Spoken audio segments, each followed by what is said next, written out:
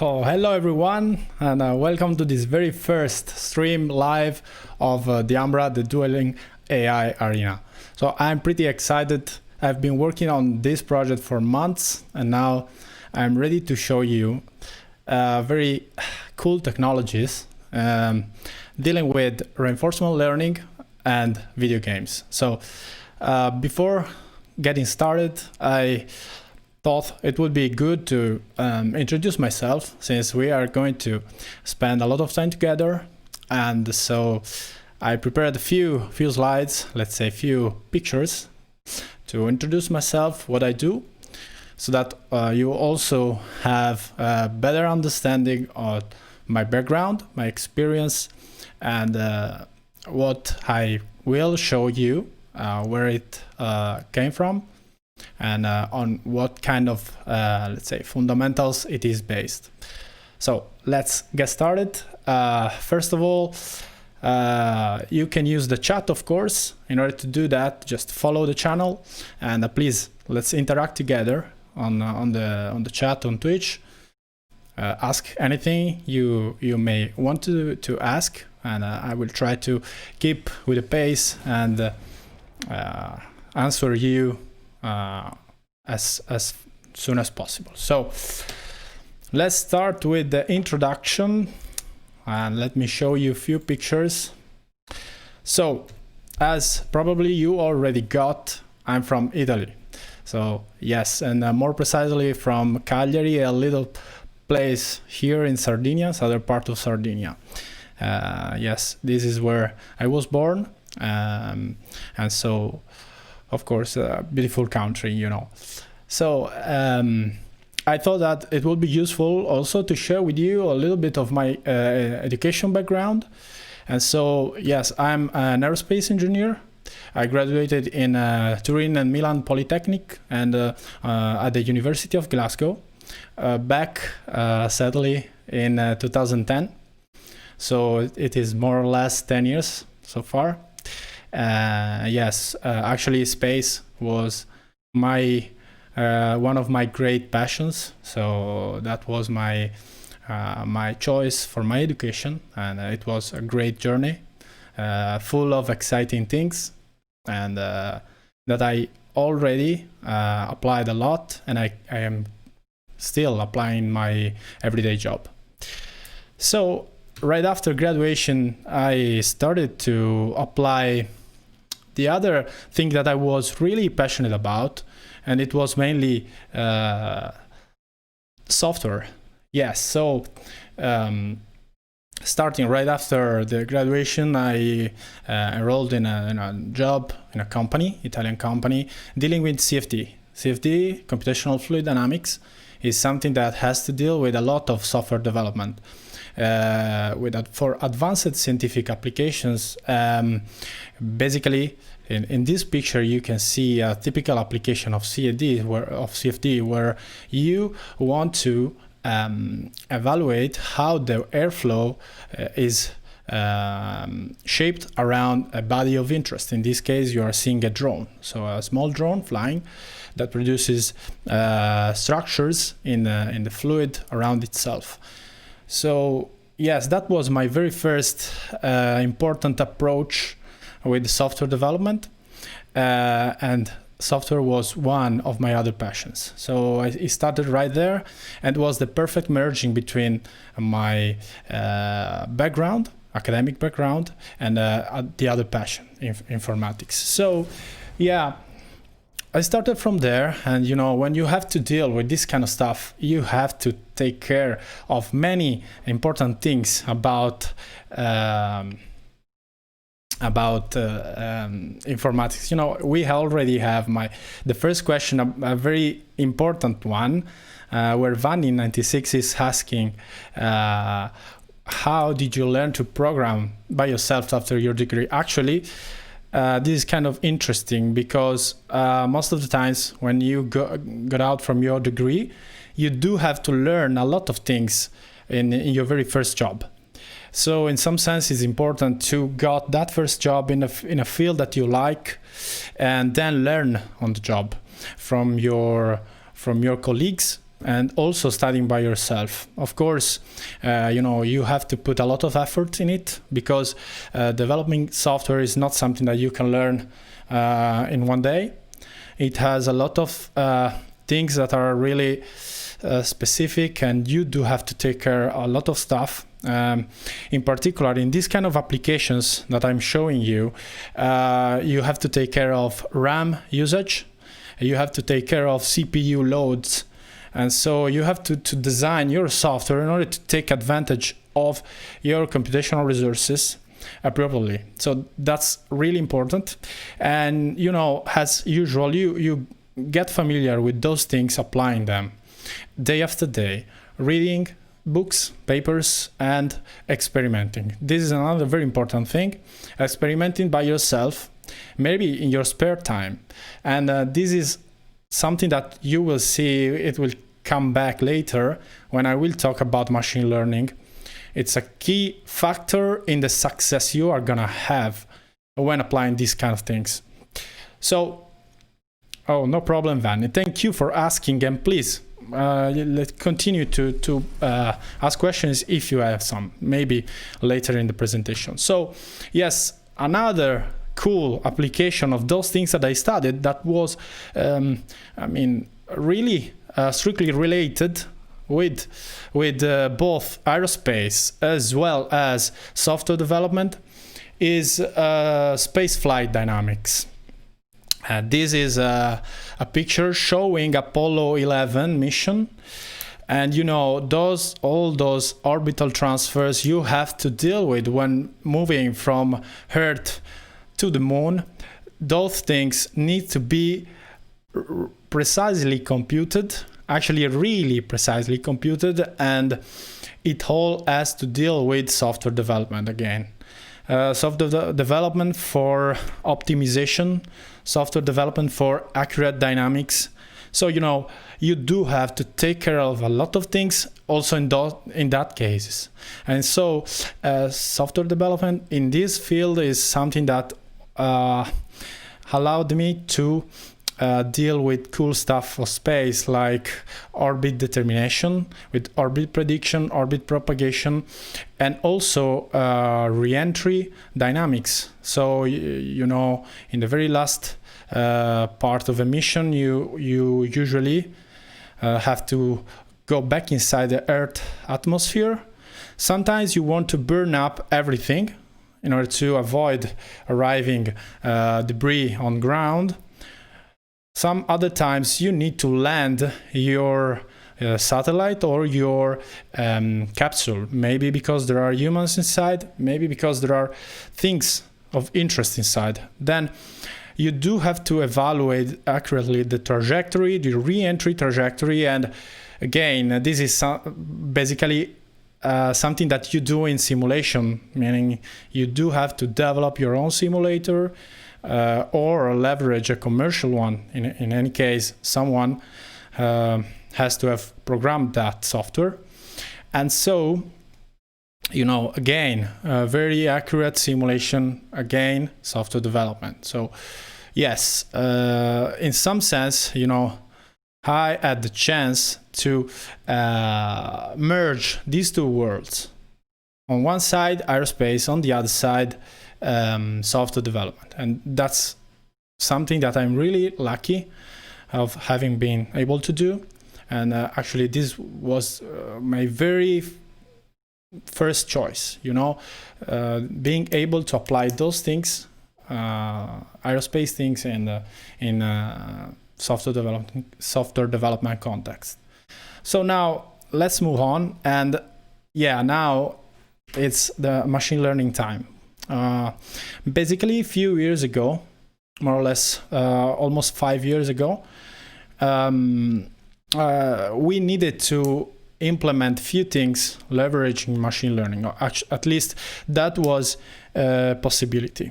Back in 2016, we were right in the, let's say, middle of the explosion of deep learning with the recent breakthrough that were carried out at the time, and TensorFlow was just released to the public.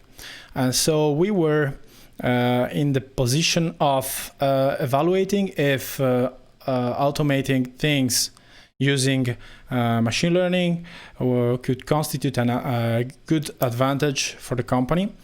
So I got really interested in that thing. You know, maybe what captured my attention was the fact that you were aiming at creating something that was completely, you know, automated. It was able, at least that was the goal, being able to create and act in an autonomous way, performing choices even better than a human.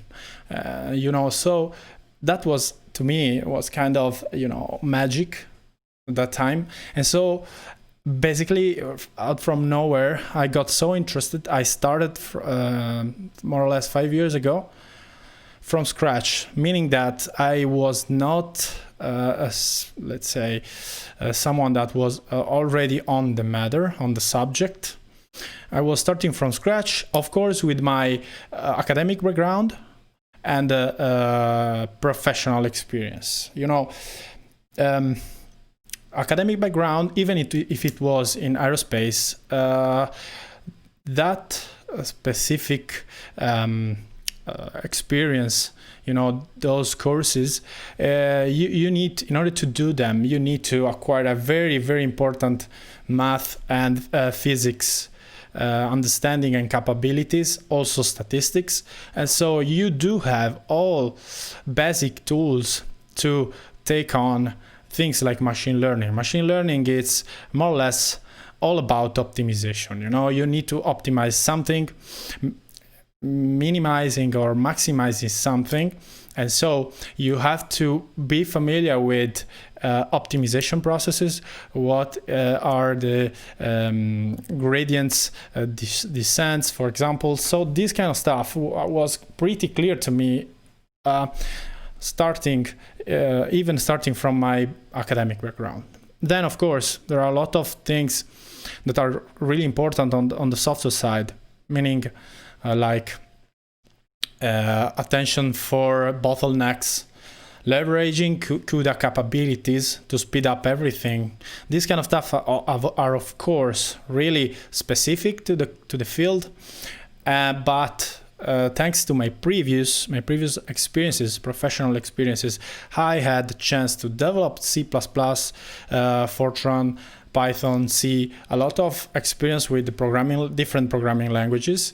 And so it was quite easy to start this new journey in machine learning. Okay, so now I started to study it back then, and now I'm really super happy to say that it has been years since I strongly pushed to put those kind of things inside my day-to-day job, because it's cool, but also and mainly because it works. It works on a lot of stuff. It's a very important advantage. It gives you a very important advantage in a lot of things. And so, for example, as you can see in this image, we are talking here about object detection and localization, for example. And of course, you need to do these kind of things. For example, to perform autonomous navigation. In this case, you are seeing a typical segmentation image where the algorithm is able to distinguish between the road, the sidewalk, people, traffic lights, buildings, and so on. So, you know, these are typical things of the perception layer. So that layer of an entire autonomous function that is needed to understand the environment in which the car finds itself, or the robot in general, maybe the flying vehicle. So in order to do stuff, you need to understand what is around you. And in this context, specifically, this is computer vision, machine learning, and deep learning in particular is something that right now is state of the art, is the basic reference for every similar task in computer vision. So yes, I'm applying these kind of things every day now. And yes, at the end of the road, after these years, starting from that degree, and a lot of training on the job, a lot of effort on my spare time, I'm here, and I'm really happy to deal with these kind of technologies. So I believe this one is the last picture about the background. And yes, I thought about mainly academic and professional experience. So, but of course, there are also other passions that contributed to what I'm presenting you today. Because today I'm presenting you something that has to deal with the machine learning, reinforcement learning in particular, but it has to deal with video games. Yes, and so apart from studying, apart from having a job, yes, another passion was playing video games. This one, passionate gamers should be really familiar with this one. This is Winter Crash map about Call of Duty Modern Warfare 4. And few people on the audience shared with me more than days on this map. Okay, chasing each other and shooting at each other's, kind of super funny, so okay, gaming is something that I really yes, those were the days, Ronnie. Totally agree with you. MP5 was kind of a super weapon in that games, as well as the P90 and those kind of stuff. If you don't want to camper, in that case, you have to use other weapons. Anyway, so gaming, cool thing, a really exciting. And when I say I was passionate about games, I'm saying I was really passionate about them. Playing a lot of times during the night. Even if the day after we had to go to the uni or to work, okay, doesn't matter. You have to finish that championship. And this applies to football as well as basketball. A lot of different things. Anyway, I'm sure you understand when I say passionate about video games. So another important element, that is the third element of what I'm presenting you today, is entertainment. Entertainment meaning yourself being happy and enjoying playing the game, but also entertainment for the others to watch. So I believe that, and it's today is basically clear to everyone that gaming, you can call it, if you want, esports or whatever. Anyway, it's kind of really entertaining if proposed properly. Okay, so yes, these are three elements. On one side, machine learning, video games, and entertainment. Entertainment and video games and machine learning. Okay, we arrive here. For those familiar with the context, this is a screenshot of Dota 2, played by OpenAI. OpenAI, one of the reference companies in the world applying reinforcement learning to video games, together with DeepMind. This screenshot here basically is taken from OpenAI 5, playing a 5 versus 5 match with the world champions, using their artificial intelligence agent to play, and they were able to beat the world champions with their algorithm. So first of all, this is a huge breakthrough. This is a huge breakthrough for many things, because the size of the problem, the achievement they had, it was also great in terms of the need of computational power to carry out these things. It was really impressive. I can give you additional details if you want. Now let's move on, because we do have a lot of time, a lot of things to see. So this is important because it made me realize that watching reinforcement learning playing games was really interesting on a professional level, let's say, but it was really entertaining. To me, at least, at that time when I saw this picture, this event, I didn't know Dota 2 at all, but I still was looking at the AI playing the game, because it was just amazing seeing what it was able to do during the in-game. So to me, this is a kind of a very, very important element in the entertainment context, that third aspect, entertainment.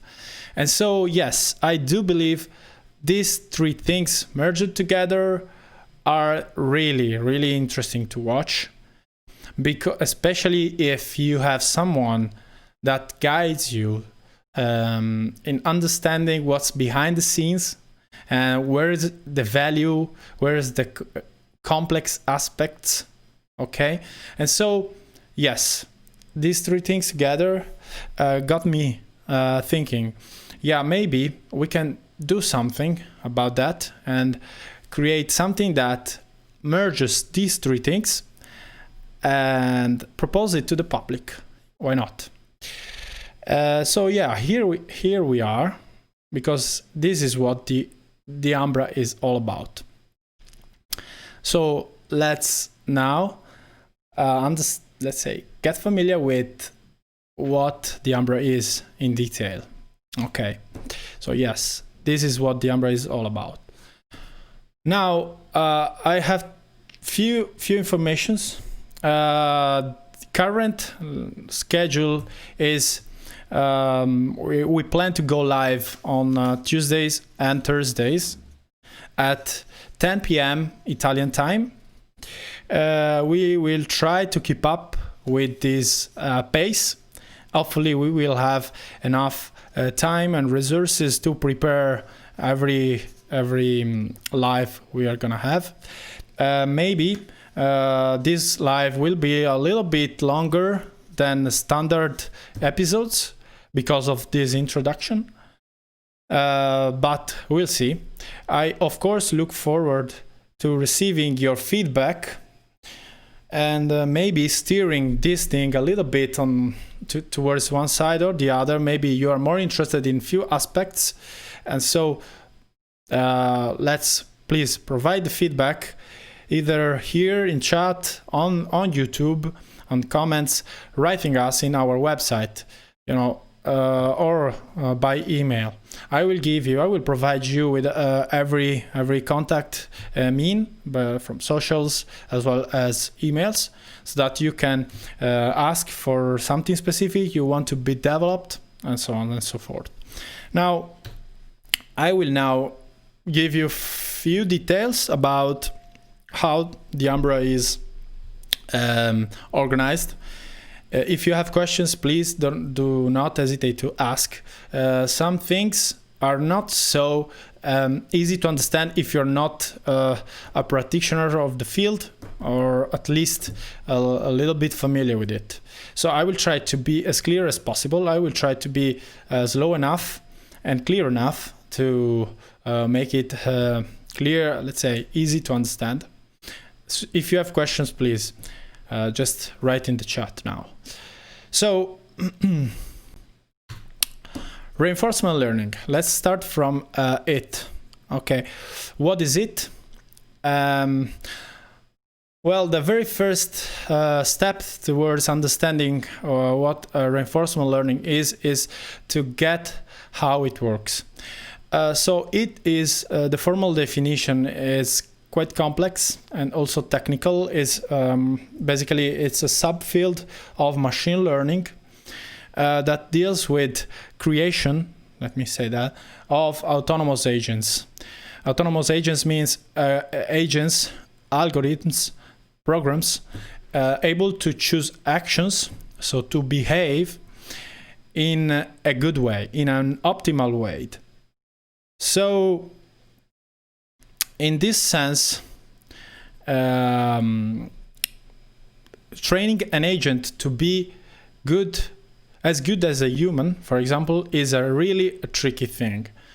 In order to understand it, you do have to see the whole process. So basically, it involves two sides. One side is the agent, and the other side is the environment. Now it basically reproduces the very same interaction that a human has with an environment. In our case, to make things clear, the environment is the video game itself. Okay, so we do have our agent, our algorithm that will be interacting with the environment, with the video game. Now, of course, in order to interact with it, it sends actions to the environment. How?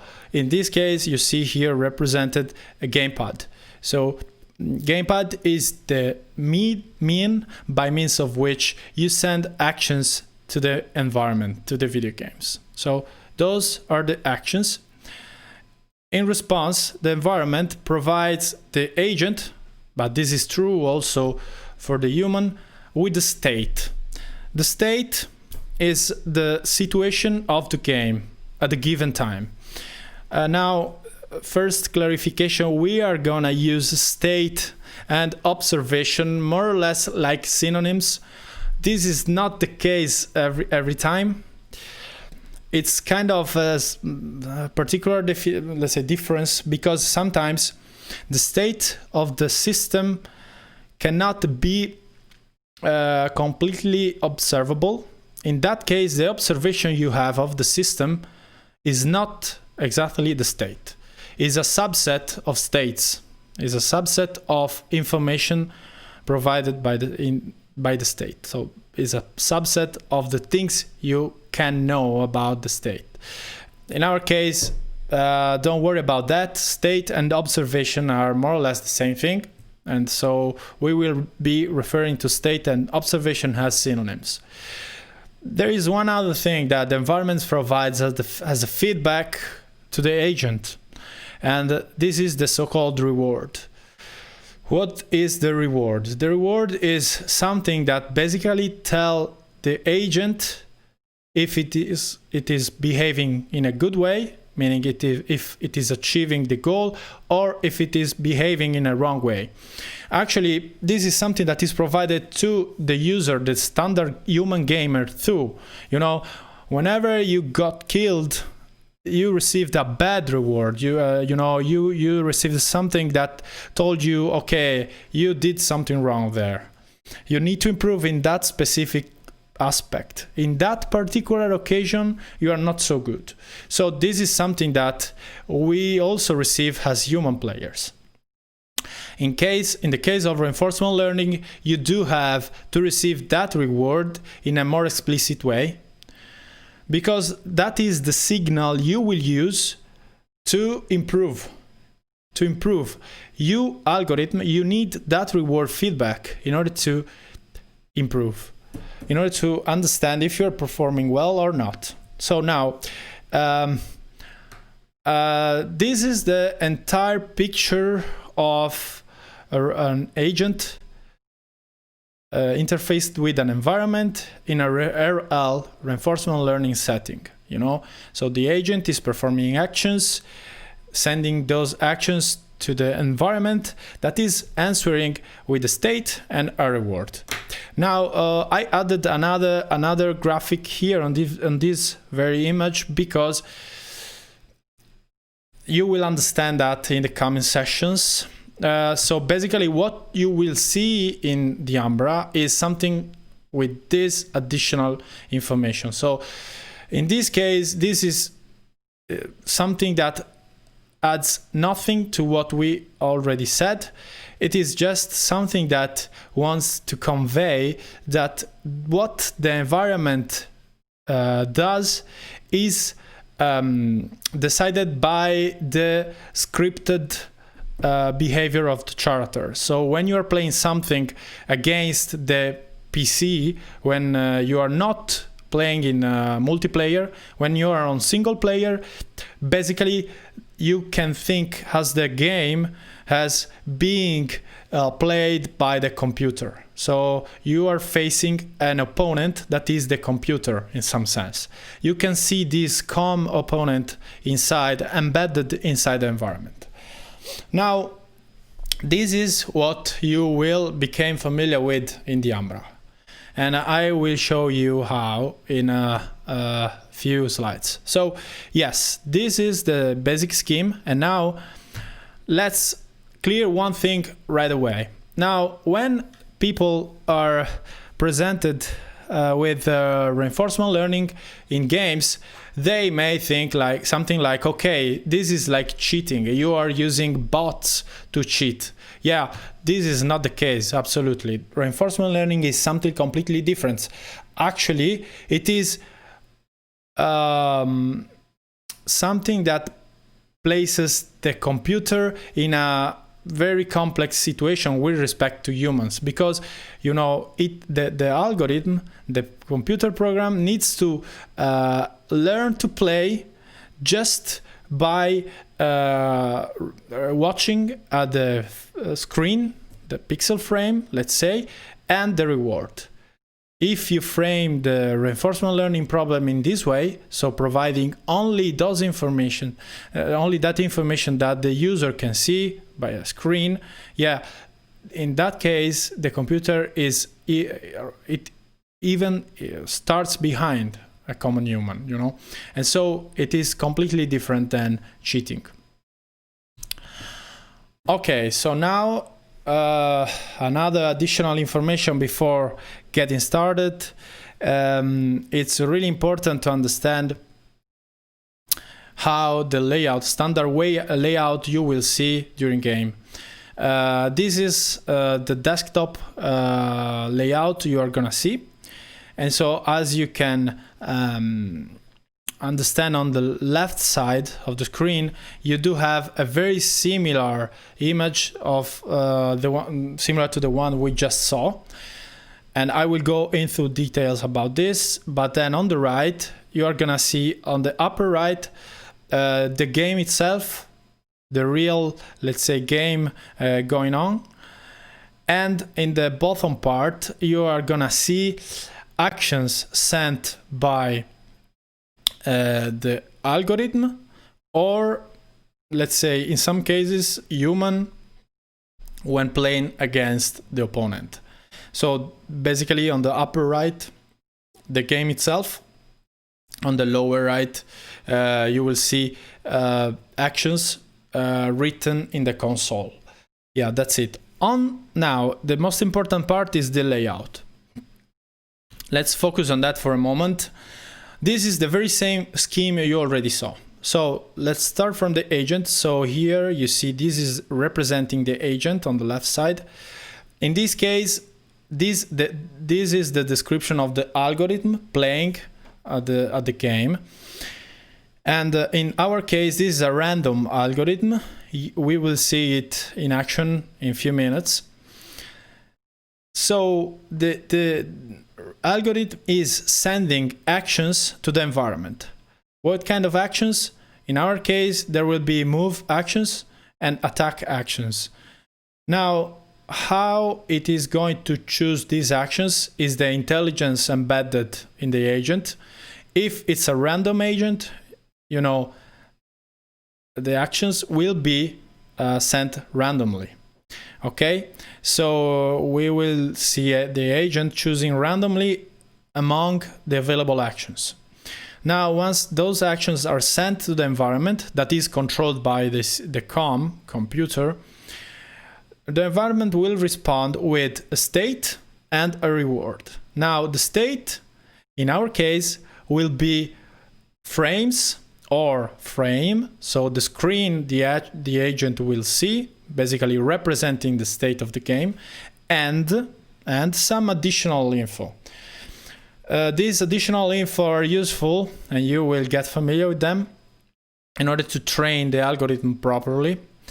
This additional info will be the AI health, the agent health, the computer health, the side of both AI and computer, meaning that if the charter of the AI is on the left or on the right, the stage when competing against the computer, the stage, if it is the first stage, second stage, and so on, the AI character, and previous actions sent to the environment. These are useful, especially if you are gonna use combos.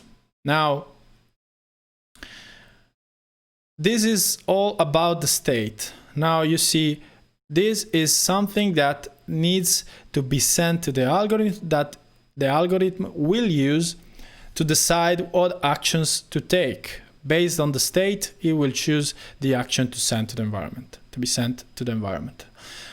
Now here you will see the reward. Reward, both the immediate reward, meaning in that specific frame, the reward sent to the agent, and the cumulative reward. That is the reward growing in time. Growing in the sense increasing or decreasing, maybe, if you got a negative reward.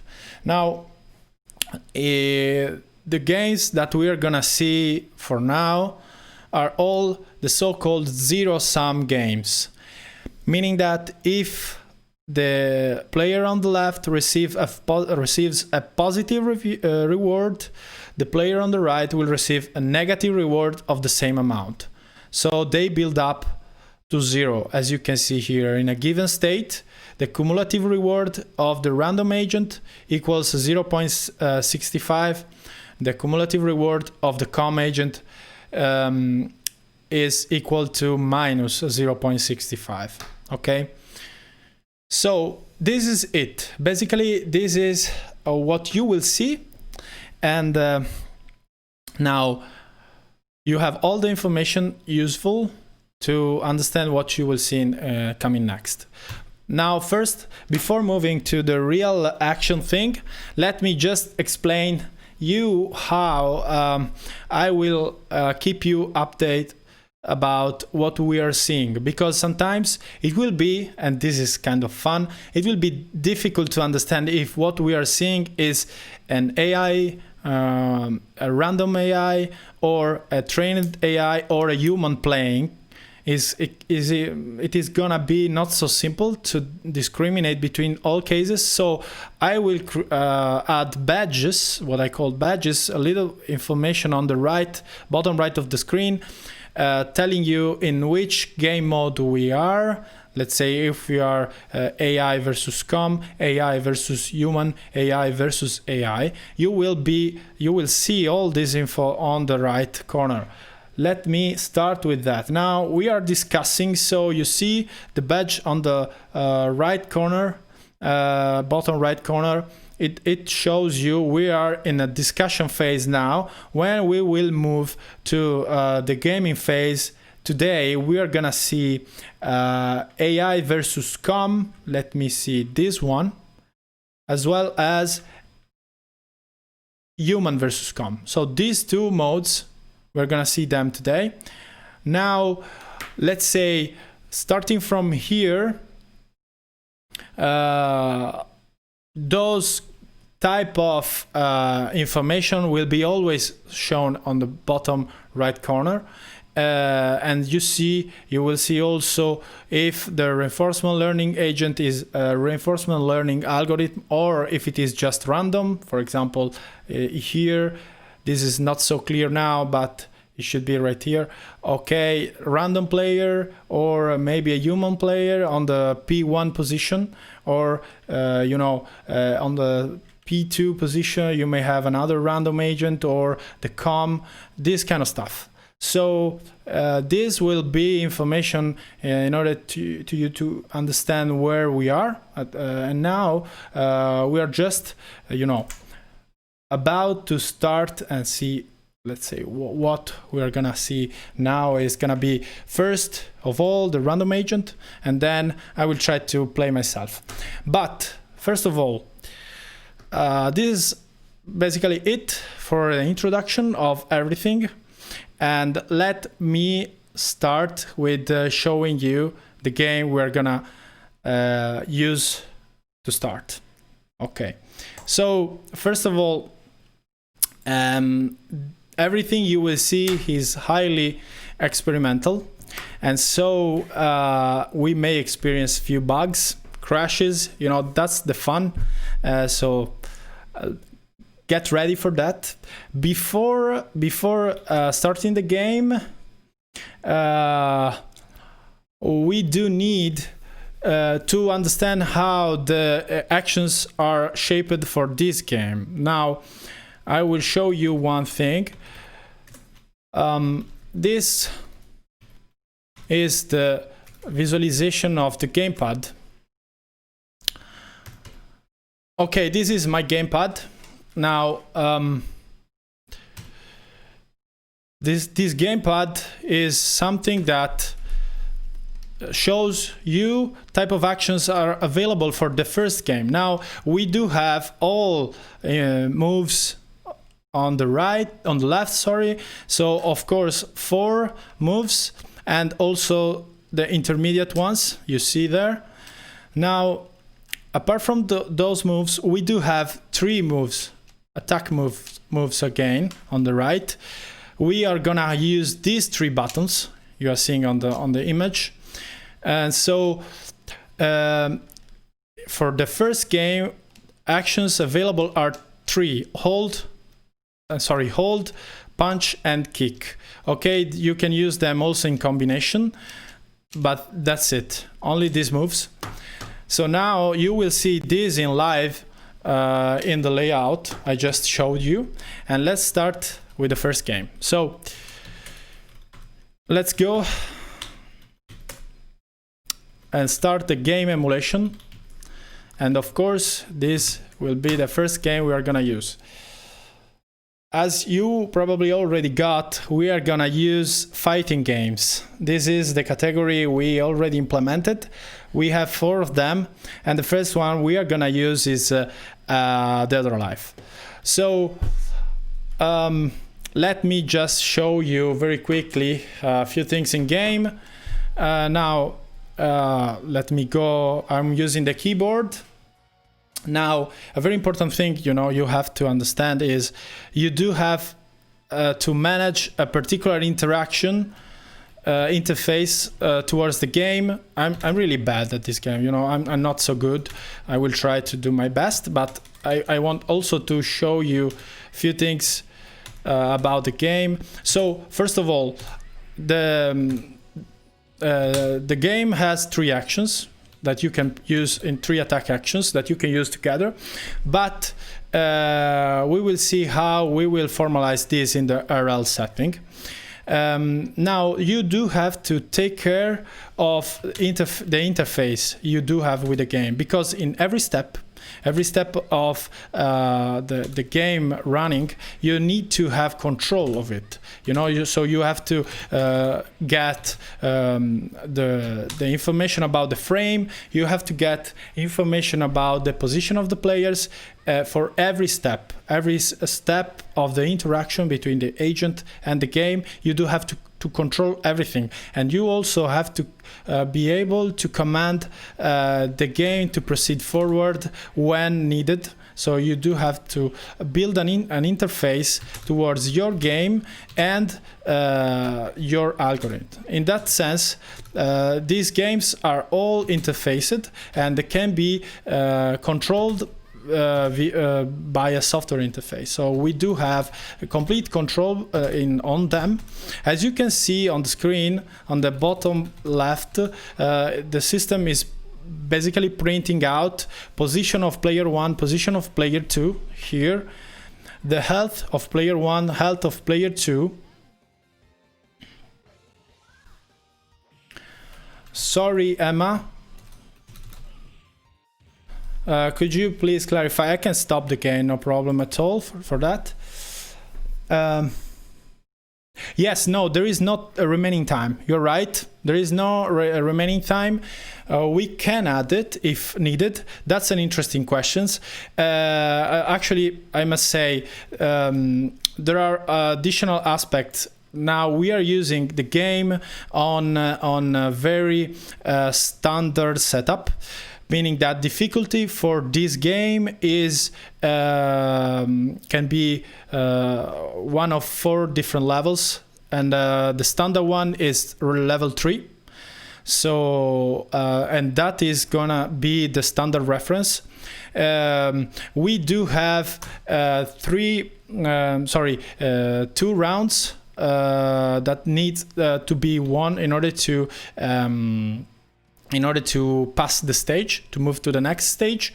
And so basically that's it. That's more or less what you got. So no time. Actually, usually, as you can see here, you have 40 seconds, and this is not something that is provided to the agent. So the agent doesn't know that. And I doubt it is able to understand that from the frame. I hardly think so. Anyway, additional things to know, we will see them in detail soon.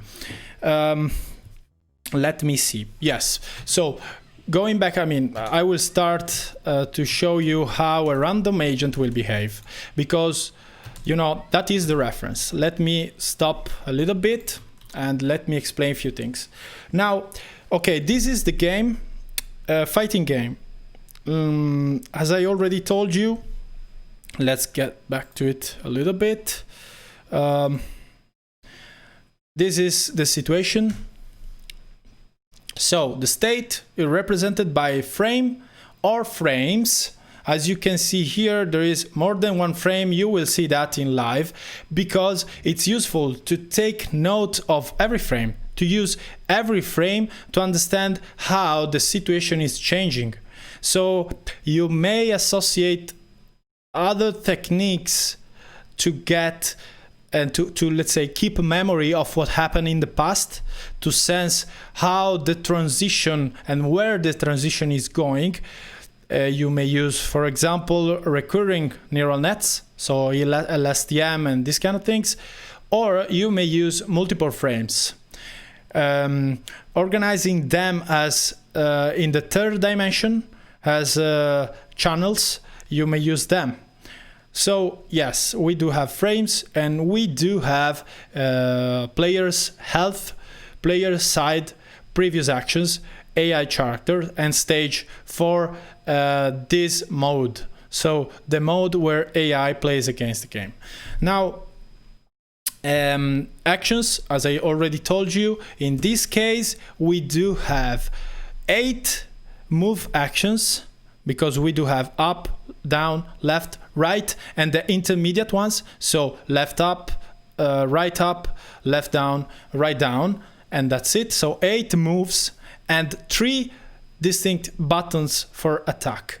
So it will be hold, punch, and kick.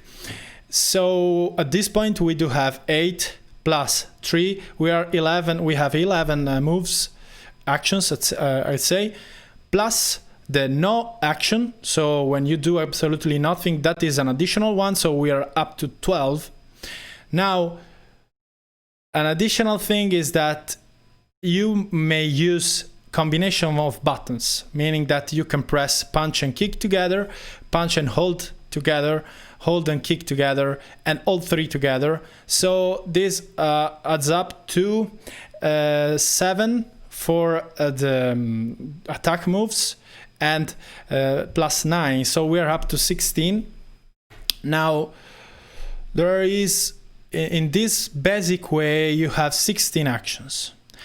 To be precise, this is what is called the discrete action set. So 16 different actions, alternative actions.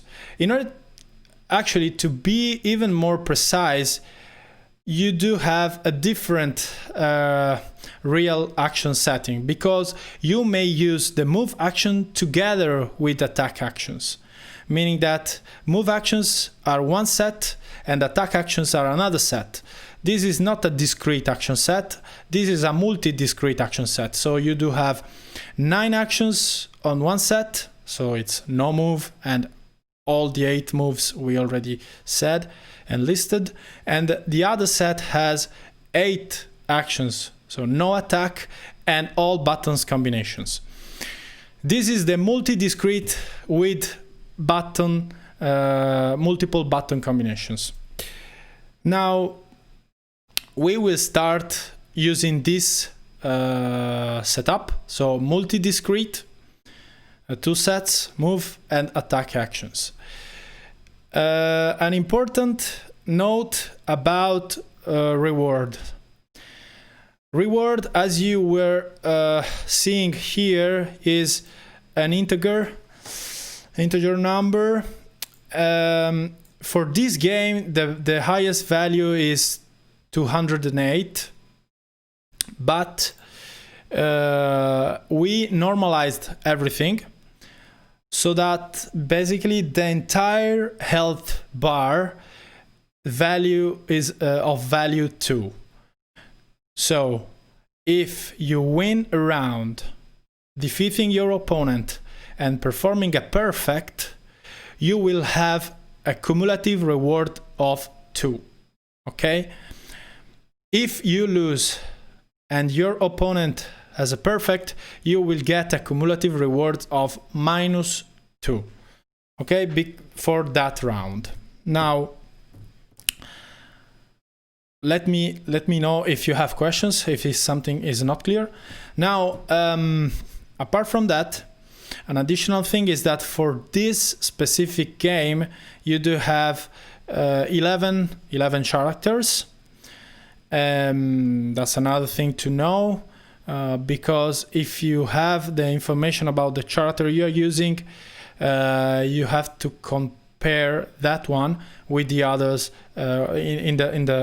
against the set of 11 characters. Now, a tricky aspect, one of the many tricky aspects of this thing is the following questions. So one entire successful game is made of 8 stages. So after the first one, you will go on and you have the final challenger at the 8th stage. Okay?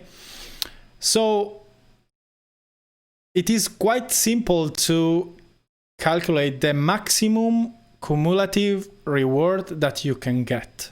Why? Well, because in order to have the maximum reward, you have to perform perfect in every stage. So against every opponent, you have 2 rounds in every stage to win, and you have 8 stages. So 2 by 8 is equal to 16. A total of 16 rounds to win with a perfect adds up to 32. So the maximum cumulative reward if you win all rounds with a perfect is 32. And it's clear that a perfect agent, a perfect player, is obtaining the maximum reward if and only if it arrives to the last stage. But, and here's the tricky part, what is the lowest possible reward you can get? Well, you may think it is obtained when you lose at the first stage both rounds with the perfect of the opponent. That would mean you would get a -4 reward. Okay, what if I say that the lowest possible reward is -18? How is it possible?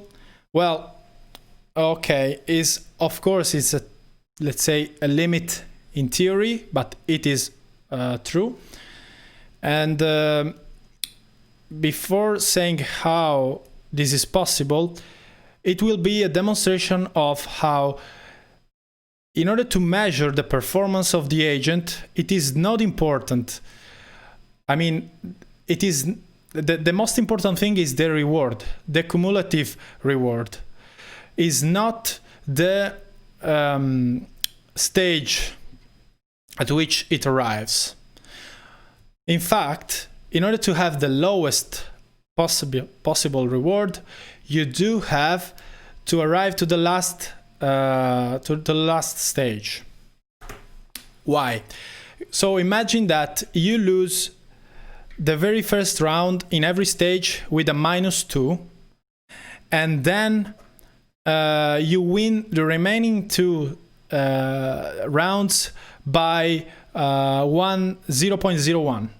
So basically you can go up to the 8th stage, losing -2, getting a -2 reward in every stage, and that adds up to -14 on the 7th stage, and then you would lose both rounds on the last stage, adding another -4 to the entire cumulative reward, and that would result in a -18. So you see, having an agent able to reach the final stage, it doesn't mean that is the best one. What counts is the reward. Okay, so having said that, now it's time to see the first random agent. Okay, so why are we using a random agent? Well, this is the basic, let's say the most natural baseline against which measuring an RL algorithm. Why? Because the other major baseline is the human player, because you want to understand if the agent is good as a human, but at the same time, in order to be sure the agent learned something, you need to compare it against the random agent. In that case, the random agent is the reference. So let's start with it.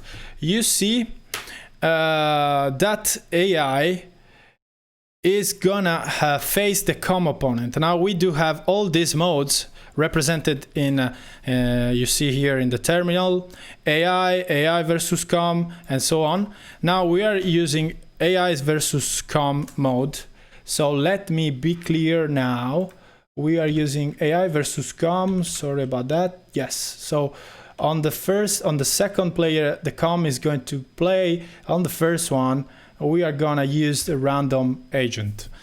Now we will be in the evaluation stage now, and this is, I added this one because the evaluation stage is something that we are interested in now, but I'm gonna show you also the training stage, as well as another one that I will show you in the next sessions.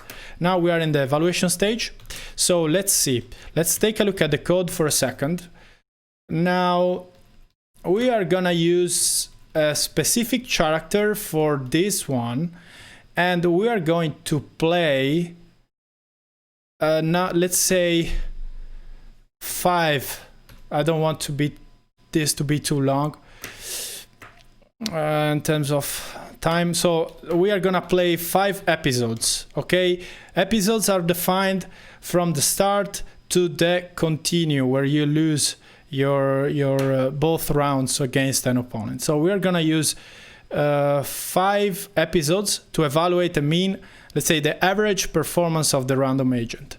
Okay, so Let's see. Now, okay, get ready to, see crashes and things. I hope this will go through easily. Now, we are gonna see the random agent using Kazumi in this case. Let's see. The game is starting. It will do everything by itself. Now on the right, on the left side, you will see everything like all those information that I showed you. The scheme will appear right here.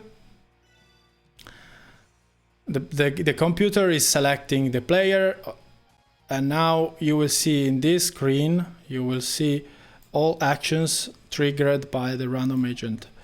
So you see here the player is the random player is facing the COM opponent. Kazumi is the random one, you know. Sometimes even in random mode it will be quite good. It's kind of strange. It depends strictly on the type of game. So now you see our agent is competing is almost good. Oh yeah, the first round is gone, and the cumulative reward in this case is 0.85. Basically, it is more or less halfway in his health bar. Now, second round is playing against in the very first stage. Let's see how far it will go. It happened few times. It happened few times that the random agent was able to reach even the, let's say, the second last or the last stage. It happens sometimes. Now, in this time, it made perfect, as you can see. Again, it is playing at against a level 3 of 4. Now, let's see. Second stage. Let's see what's the final cumulative reward of the random agent.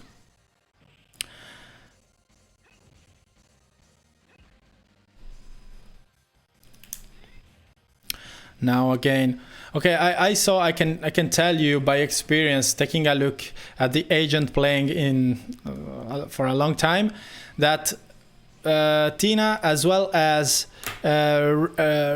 Bayman and another one, like another big guy, they are really hard to fight for Kazumi, and so we will see. For now, you see, this is something that is going to take a little bit of time. Now, you see, in this case, I'm using an agent that is not using the button combination. As you see here, you will see appearing only punch, kick, and hold, and moves. So there is no button combination, and there is no contemporary actions between moves and attack. So a total of 12 moves. And you see here, since it's a random agent, that the probability of choosing an action is 1/9 for the move action and 1/4 for the attack action. That's the random agent in action, so basically choosing at random. And so the first one has already finished, so it was able just to reach second stage. Now we are 1 and we are already down 1 in terms of rounds. We'll see where it goes. I'm thinking about stopping it before the five episodes, because we are already live for 1 hour and 8 minutes, so I don't want this to take too long. Anyway, it is already out. Interesting question by Dom, my dear friend Dom. The combo, it can be something that can be added by, let's say, scripting it. Yes. The goal here if you are good enough, now here it stops just because it waits at the first frame for every episode. So the goal is to create an algorithm that is able to discover the combo, to discover that a given sequence of actions would lead to a very good combination, Now, you see, previous actions are listed here, and now these are completely random actions. The hope is to create an agent to learn these things. Super nice questions by Bombay Cinema. It's good. Actually, we have already planned a lot of stuff that are overlaid on the game, and one of them is, of course, what you are saying.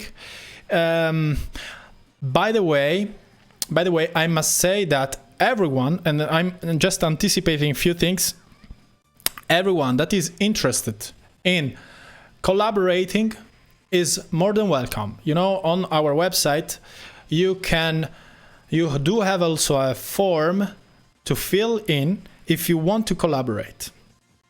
Let's say you want to use your spare time to understand this stuff, to work on this stuff. You have a master thesis that may be suited for these kind of things. I'm more than happy to listen to your interests, and we may have a chat and find ways to collaborate, Yes, of course. Nice questions, Bombay. Thank you. Where are we? Now, second stage. I don't know what's the episode. I may need to add this information because now I don't know if we are on the third, on the fourth episode.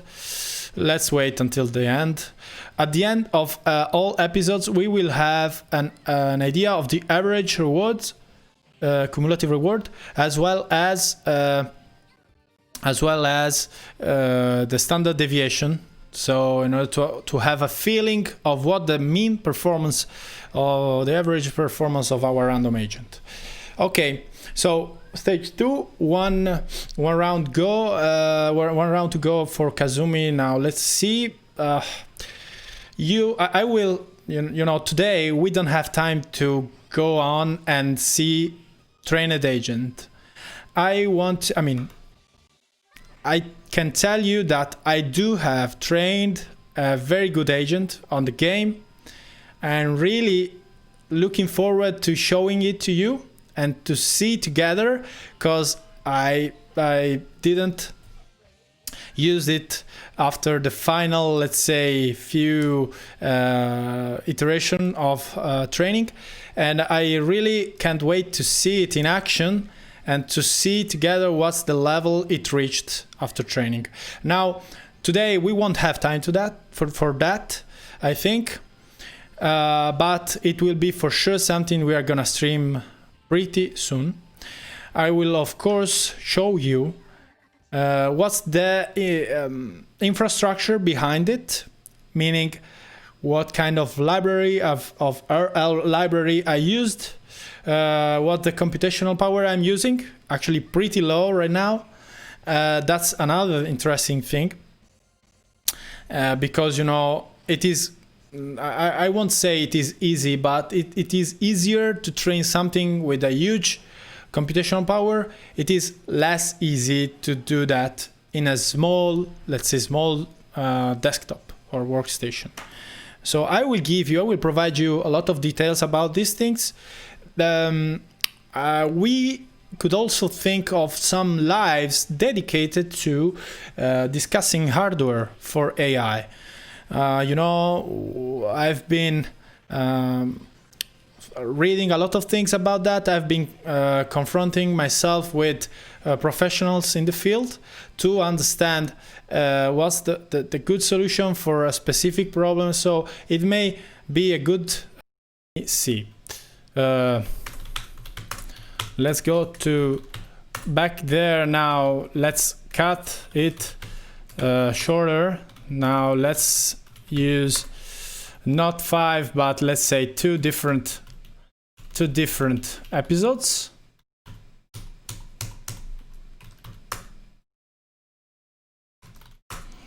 And now, okay, let me activate the virtual environment. Let's play for 2 episodes. Back from scratch. Okay.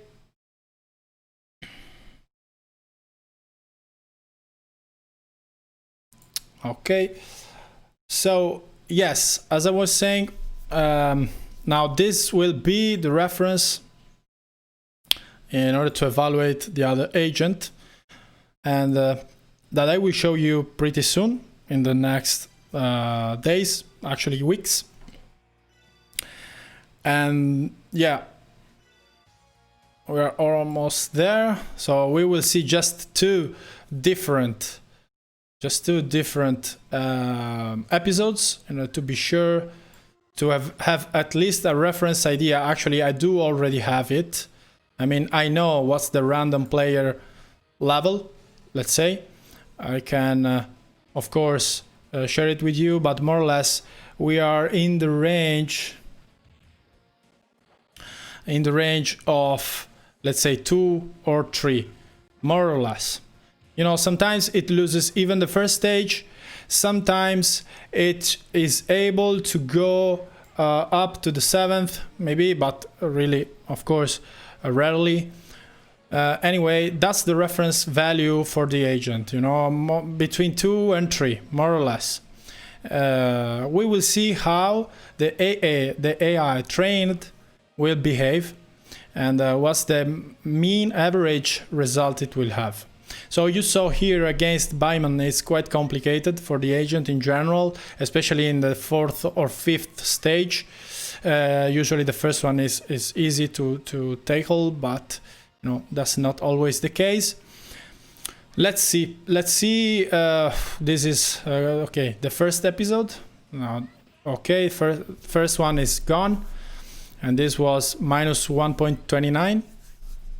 It's kind of, let's say, it varies, but as you may imagine, but since it's an average, the reference value has to be on average. Okay.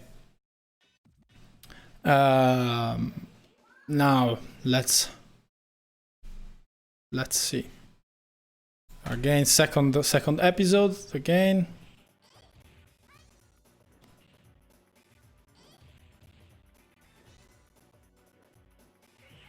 Okay, you know, it seems that is quite, I mean, it's gonna be hard for the random agent to go really far. Let's see.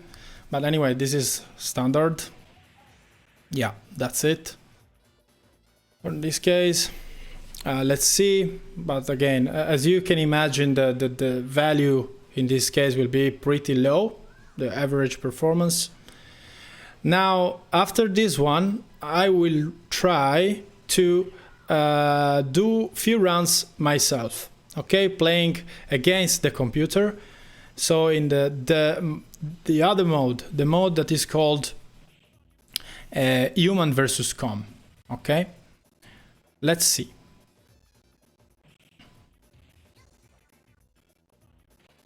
Okay, we are almost there. Okay, 1-1 in this episode. Let's see.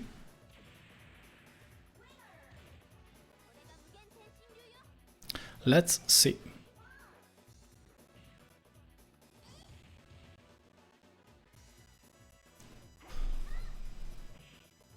Yes. So now having a reference for a human, it can be useful too. It is the other baseline against which you compare your RL agent, because you know you are interested in knowing if it can be as good as a human, and in that case, of course, you can consider that specific environment solved. Yeah. So it is going to the second stage now. Let's see.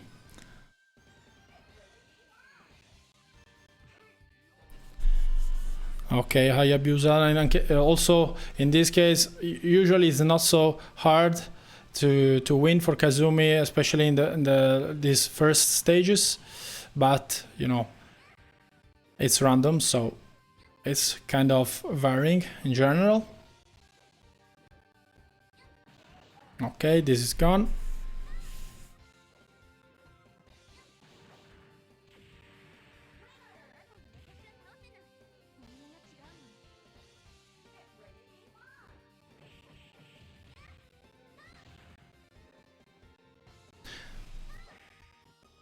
So you saw here, the cumulative reward is of course always keeping with the pace, summing up every immediate reward. The immediate reward of course is hard to see because it's of course as a being immediate, it is related to a given moment of the game, a given frame, so it appears and disappears pretty quickly. I can tell you that the maximum immediate reward should be around 0.5. 0.5 that in general is clipped at that value in general, and so yes, that's the maximum value for it. In general, it shouldn't be actually never reached that maximum value, and so that's the situation for the immediate reward. Now we are moving to the third stage for this random run. Let's see how it goes. Then I'll try to play two episodes myself, and we will see. I'm not so good.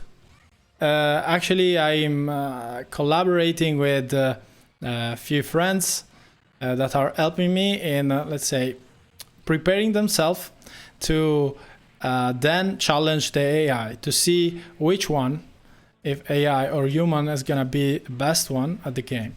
Now maybe it's a good time, even if we are almost done. I believe this is the third stage against Baimon. It should be more or less it. Let's see.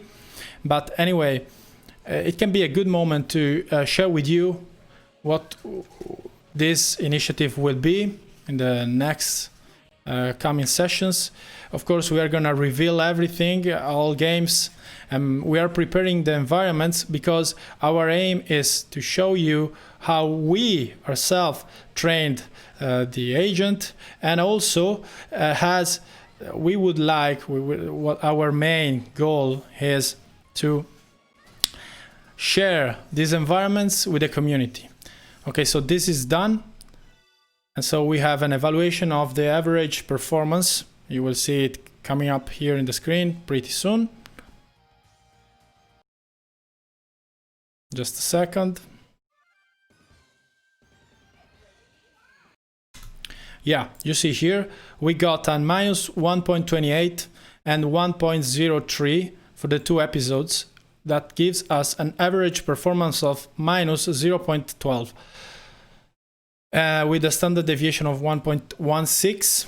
Now, this is, let's say, a little bit lower than what I know is the random average performance. But anyway, more or less is 1, 2, 3 maximum, rarely. So we are in that range. As I told you, the maximum cumulative reward is in the range of 32. It's precisely 32. So 1, 2, 3 is kind of very bad. Now I will show you, let's say, my own runs. Let's see how many. Sorry, that was not the one I was looking for. Let's see how many episodes are programmed for me. 2, that's fine. Let's try to do that. Okay, I do have my my gamepad right here. Let's see. I will play with Kazumi myself. Now, as I was saying, we aim at providing these environments to the community in order to allow them to play with them and to create their own agents. So in that way, we will be able to make tournaments, and that's the thing that we are really looking for. So everyone will be able to train his own agent and then make it compete in our tournaments. That will be kind of fun. So let's see. Now I will try to play. I said I'm not so good at this game. Now, first of all, you see difference in me playing against the computer and the agent, random agent playing it. As you see, I'm performing very few actions with respect to the computer. You saw a lot of no action for me.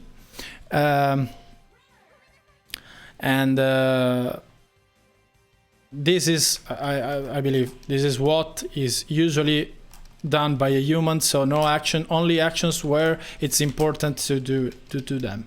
Now, I said I'm not so good. I believe I can reach like 4th, 5th, or 6th stage because I'm not so good. But anyway, let's see. Let's see where I can go. So for now, 2-0 for me, and then I can anticipate you that another possibility is to show you an agent trained using imitation learning. So basically providing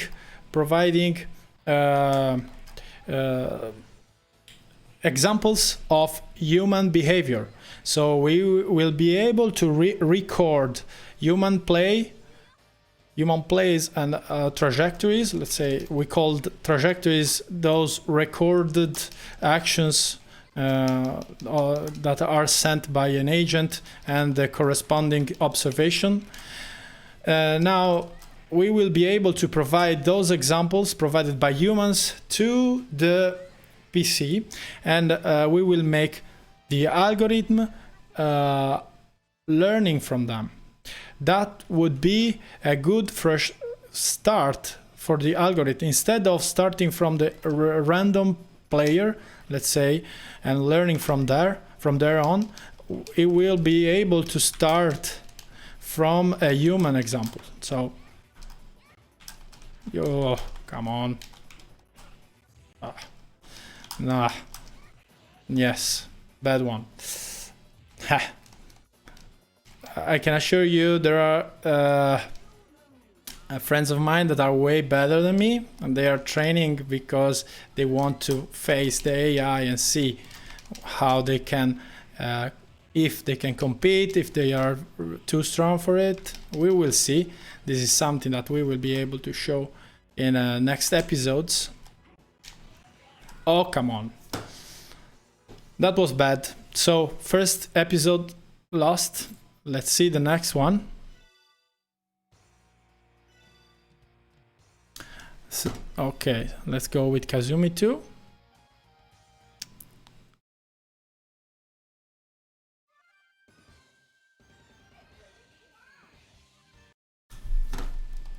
Ah.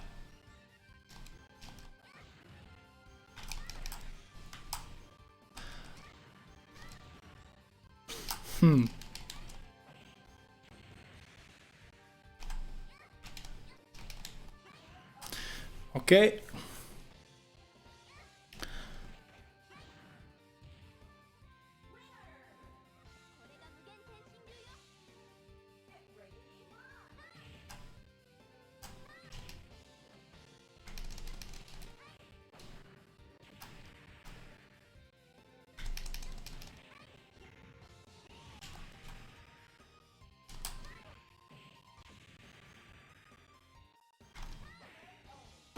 First one gone.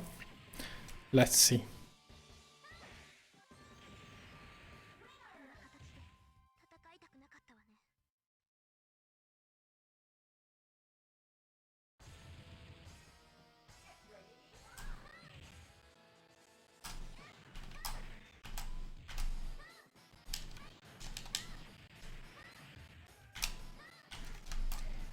Oh, come on.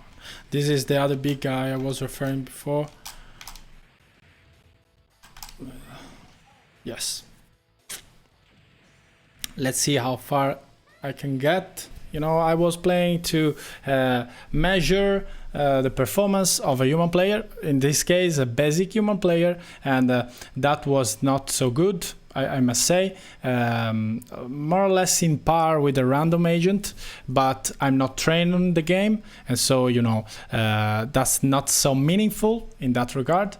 By the way, as you can see, I've been streaming for more than an hour and a half, and so that's it for today, meaning that there is no time to show you additional things. So today we saw the very first game we integrated, and that's one of the 4. I'm gonna reveal them soon in the next weeks.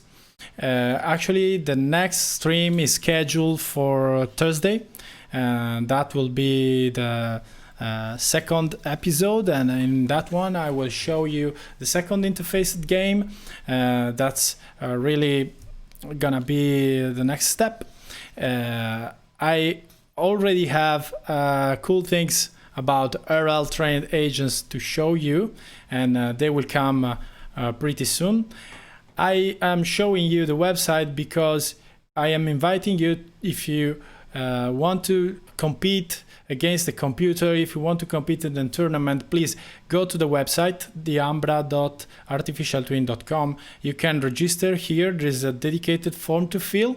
If you want to suggest ideas to share with us potential improvements you would be happy to see for us to make, then use that form to fill. Of course, if you want to get in touch, there is a contact form field.